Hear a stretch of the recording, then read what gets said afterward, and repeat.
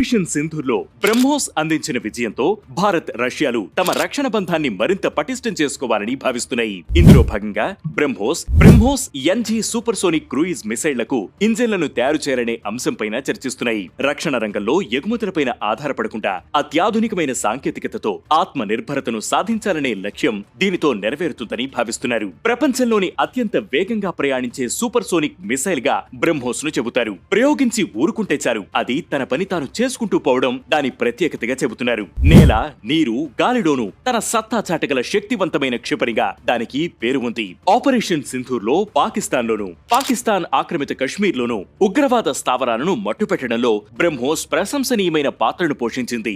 ఆ అనుభవంతో BrahMos next generation క్షిపణులను Bharat లో తయారు చేయాలని నిర్ణయించారు. రష్యా నుంచి సాంకేతికతను బదిలీ చేసుకుని బ్రహ్మోస్ లో కీలకమైన రాంజెట్ ఇంజన్లను కూడా తయారు చేయాలని భావిస్తున్నారు. దీనికి సంబంధించి మేక్ ఇన్ ఇండియాలో భాగంగా వివిధ రకాలైన రక్షణ, ఏరోస్పేస్ ఉత్పత్తులను రూపొందించడానికి ఉత్తరప్రదేశ్ ప్రభుత్వం డిఫెన్స్ ఇండస్ట్రియల్ కారిడార్ ను ప్రారంభించింది. ఇందులో భాగంగా 6 నోడల్ కేంద్రాలను ప్రారంభించారు. అలీగఢ్, ఆగ్రా, కాన్పూర్, చిత్రకూట్, ఝాన్సీ, లక్నోలలో వాటిని ప్రారంభించారు. ఇక్కడ కార్యకలాపాలను పర్యవేక్షించే బాధ్యతలను Uttar Pradesh express way industrial development అథారిటీకి అప్పగించారు.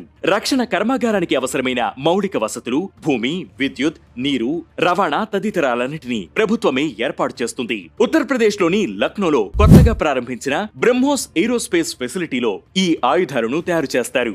80 హెక్టార్ల విస్తీర్ణంలో ప్రధానంగా ప్రొడక్షన్ యూనిట్ ఉంటే దానికి అనుబంధంగా 7 యూనిట్లు పనిచేస్తున్నాయి.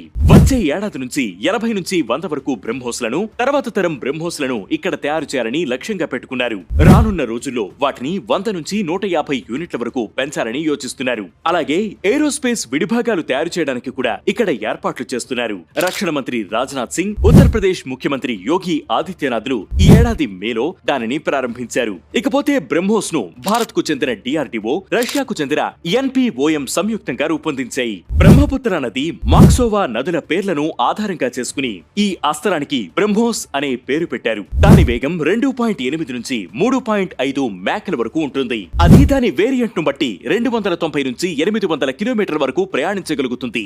అటు సున్నితంగా ఉంటే ఎల్సీఏ తేజస్, MiG-29 పైన, అలాగే భారీగా ఉంటే SU-30 MKA పైన కూడా ప్రయోగించడానికి అనువుగా ఉండేలా నెక్స్ట్ జెన్ బ్రహ్మోస్ లను అభివృద్ధి చేస్తున్నారు. బ్రహ్మోస్ వేగాన్ని